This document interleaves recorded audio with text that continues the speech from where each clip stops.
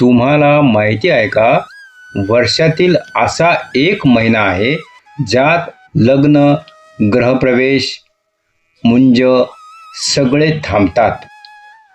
ज्यात देव स्वतः भक्तांच्या दारात येतात. धनुर्मास, खरमास, शून्य मास म्हणतात, पण पुण्याने भरलेला मास आहे. आजच्या या व्हिडिओत आपण जाणून घेणार आहोत धनुर्मासाचे गुपित, शास्त्रीय महत्त्व, विष्णूची विशेष कृपा कशी मिळते आणि या एका दिवसाची पूजा हजारो वर्षांच्या तपश्चर्येसारखी का मानली जाते.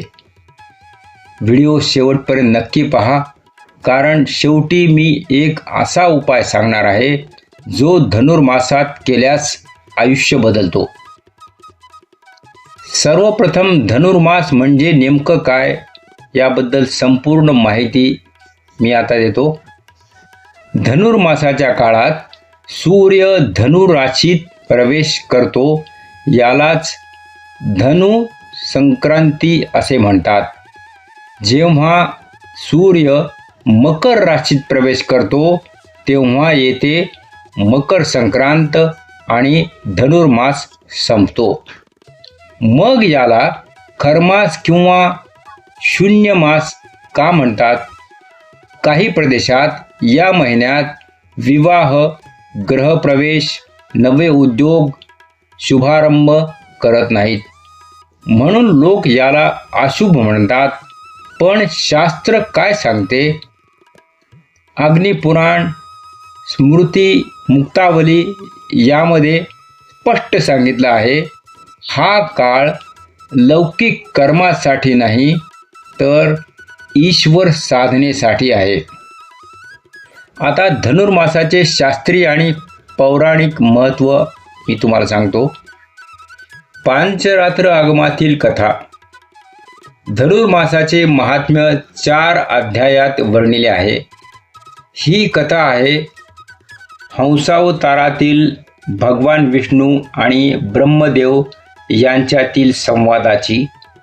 ही कथा सूत मुनी शौनक ऋषींना सांगतात. आता अध्याय 1 मध्ये धनुर्मासाचे महात्म्य सांगितले आहे.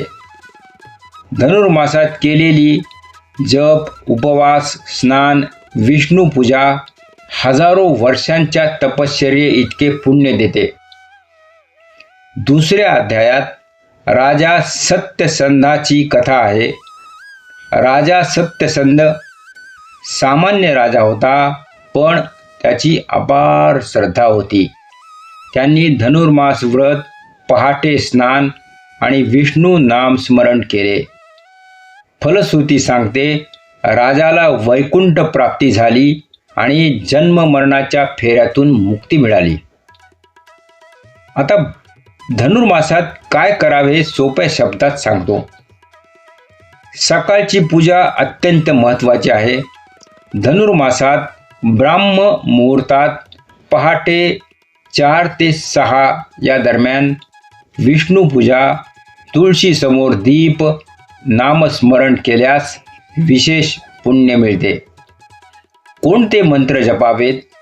विष्णू सहस्त्रनाम, श्री लक्ष्मी मंत्र, ओम नमो नारायणाय.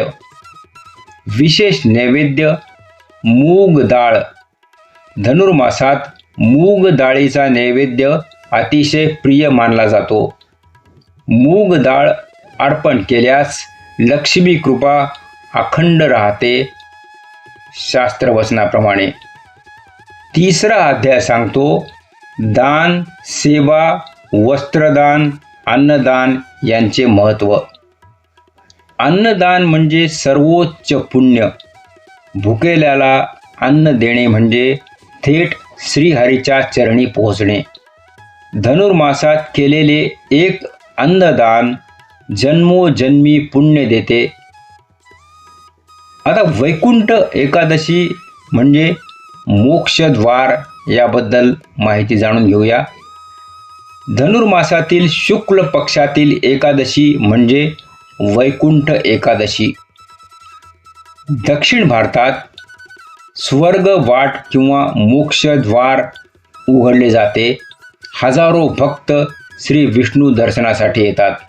भारतातील विविध परंपरा काय आहेत?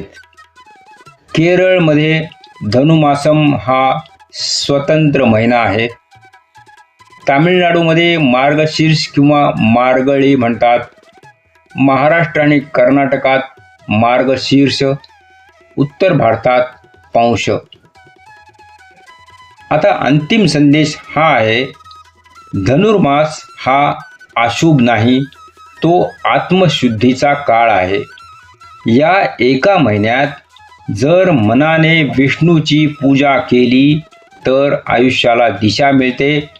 एक दिवसाची भक्ती हजारो वर्षांची तपश्चर्या बनते.